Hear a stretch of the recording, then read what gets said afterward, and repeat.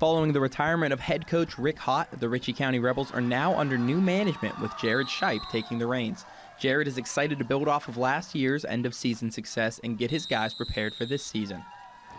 You look at last season 5-5, and you look at the season before that 13-1. You take a state championship team with 16 seniors and you graduate all those guys, and then you take a young crew of freshmen and sophomores, basically with just a sprinkled in crew of seniors, and you try to get them to realize what it really means to be a varsity player or somebody in that role.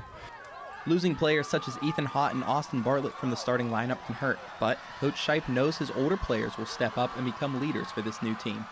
You can't replace those guys, but you have to take what they were able to give you and build off that with the new guys, the leadership skills that we've got. Some of our sophomores that are going to be juniors this season, things that they're bringing to the table are their maturity levels very high and able to build on what we've been doing.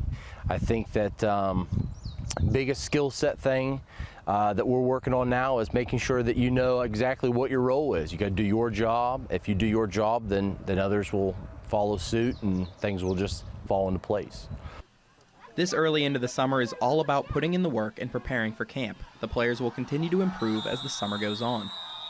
I think that the kids we have here, they've got abilities. I mean, they may not see it right this very moment, but I think they're going to be guys that can do very well in various sorts of the offenses, defenses included. There are some positions open, including quarterback, receiver, and running back. This is the time for players to showcase their skills and compete for a starting spot. The skills we have out here, we've got a lot of guys being able to throw the ball, a lot of guys able to catch the ball.